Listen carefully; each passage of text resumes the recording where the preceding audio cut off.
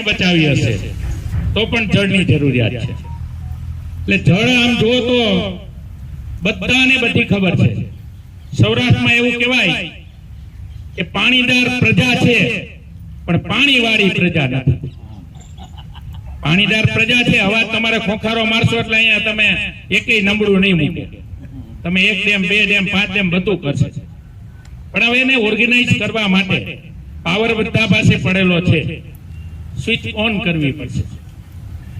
હવે આ પેઢીને તમે 21મી સદી જુઓ ને તો આમ ટેકનોલોજીની સદી ગણાય એટલે ચેલેન્જો પણ ઘણી આવે. ડેવલપમેન્ટ પણ તમે જુઓ તો 1990 સુધીના ડેવલપમેન્ટ જુઓ ને ત્યાર પછીના ડેવલપમેન્ટ જુઓ, એની અંદર ફાસ્ટ ગતિ છે. એટલે આપણે કંઈક ને કંઈક અંશે એક બાજુ મોડર્નાલિટી છે, એક બાજુ સ્પિરિચ્યુઆલિટી છે, તો ધર્મને કેવી રીતે આપણે મેનેજ કરવો, ધર્મની ધજા દ્વારા કરવો, સમાજના નિર્માણ માટે કરવો, તો આ પણ એક પાયાની જરૂરિયાત છે કે આપણે જળને નહીં બચાવીએ તો આપણું અસ્તિત્વ જોખમાઈ જશે. હવે એના માટે ઇમ્પ્લિમેન્ટ શું કરવું પડે? તો કંઈક ને કંઈક પ્રોજેક્શન દ્વારા આપણે બધા મેનેજમેન્ટના ગુરુઓ છે. સરકારનું કામ કરે જ છે. છેલ્લા 20 થી 25 વર્ષમાં સેલ્યુટ કરવું પડે એવું સરકારે કામ કરેલું છે. એટલા માટે કે આપણે વાંકાનેરના બોરમાંથી કદાચ પાણી ન મળ્યું હોત અને લુપ્ત સરસ્વતી આપણે રાજકોટને બચાવેલા. આ નવના વાસ્તવિકતા છે. અને આપણે ટ્રેન મારફતે પણ પાણી લાવેલા છે. 1995 સુધી ઘરની આગળ એક ખાડો હોય અને હું એવું કહું કે 2 પ્રકારે એનર્જી વેસ્ટ થતી. જેન્ટ્સ હોય એ વિટામિન એમ માં પોણો દિવસ કાઢતા અને લેડીઝ હોય ડબલ્યુ માં કાઢતા. એટલે વિટામિન એમ એટલે મની, કારણ કે પૈસા પણ નહોતા. એટલે પૈસાનું સ્ટ્રગલ આપણે પાટીદાર સમાજે અને અન્ય સમાજે ખૂબ કરેલું. એટલે આપણો અડધો દિવસ એમાં જ વ્યય થતો એના મેનેજ કરવામાં. અને પાણીનો આપણી માતાઓ બહેનો બપોરના 2 વાગ્યા સુધી વોટર માટે જ આખું પ્લાનિંગ કરતા હોય. ગામડામાં દૂર સુધી બેડા લઈને જતા હોય. આ દ્રશ્ય આપણે બધાએ જોયેલા છે. પણ કંઈક અંશે આ ભૂતકાળ બની ગયો છે. હવે ભૂતકાળને વધુ સારી રીતે કેવી રીતે મેનેજ કરવું, અને ડેમની અંદર એટલે અમે જ્યારે મીટિંગ હતી ત્યારે બધા રમેશભાઈની હાજરીમાં ત્યારે સીએમ ના અમુક રજૂઆત પણ, અને ખાસ દિલીપભાઈએ ખૂબ સારી રજૂઆત કરી હતી સીએમ. અને અમે લોકોએ એવું કીધું કે ભાઈ જે સરકાર પાસે આંકડા છે એ કદાચ મહેસૂલ ના હોઈ શકે, પણ અલગ અલગ એનજીઓ દ્વારા બનાવેલા ડેમોની સંખ્યા કદાચ એમની પાસે આંકડા સ્વરૂપે ન હોય, કારણ કે કોન્ટ્રાવર્સી થતી હતી. એક ઉચ્ચ અધિકારી દ્વારા આંકડો આવ્યો કે ભાઈ 1640 ડેમ રિપેર કરવાના. મુકેશભાઈ તરત પ્રશ્ન કર્યો કે 3000 ડેમનું તો મારી પાસે લિસ્ટ છે. તો આ આંકડા સરકારના ટેબલ ઉપર કદાચ ન હોઈ શકે, પણ આપણા સીએમ એટલા બધા નિખાલસ અને સાલસતાથી એટલી વાત કરી કે તમે દરેક એજન્સીઓના સિંક્રોનાઇઝ કરી દરેક એનજીઓ આગળ આવો અને એ એનજીઓ મારફત 80-20 ની યોજનામાં તમે જેટલો અમારાથી સપોર્ટ થાય, સપોર્ટ ખાણ ખનીજનો વિભાગ હોય, પોલીસનો વિભાગ હોય, કે દરેક એનજીઓને અમે નોટિફિકેશન આપશું અને એના દ્વારા તમે શું કાર્ય કરી શકો.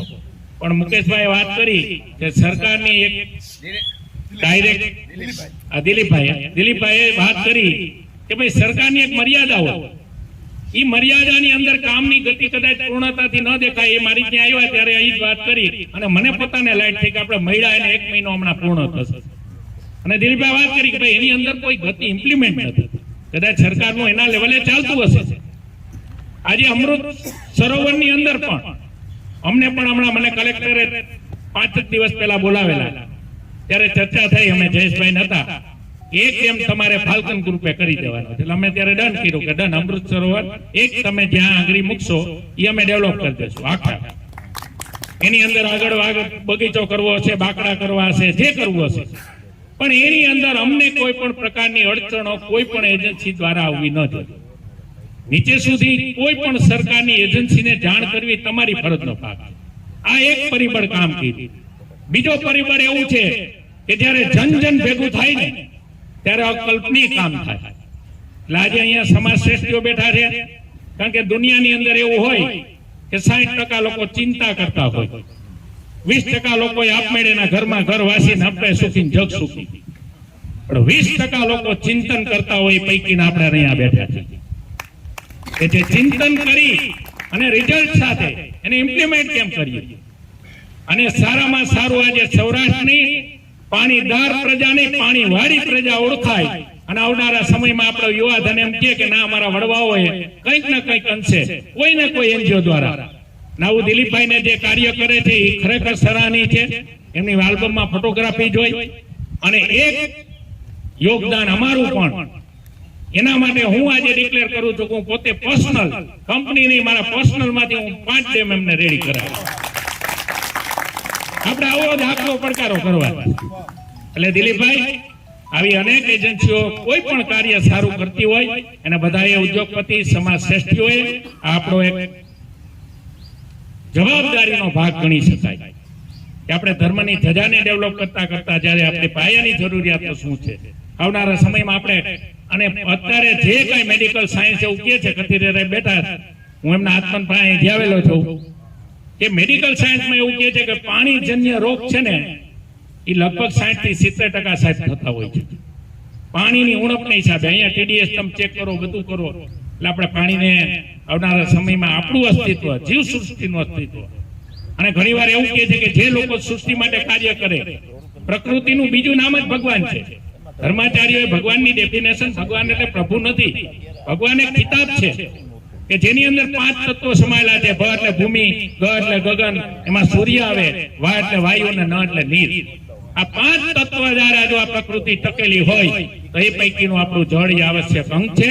તો એને બધા સાથે મળી અને આ આપણે જે ચિનગારી પ્રગટાવેલી છે દિલીપભાઈને એની અંદર અવશ્ય આપણો પણ ફાળો એની અંદર એક ટીપું આપણું પણ દિવેલ મૂકી ના કાર્યને સફળ બનાવી. ભારત માતા કી જય. જય જય ગરવી ગુજરાત.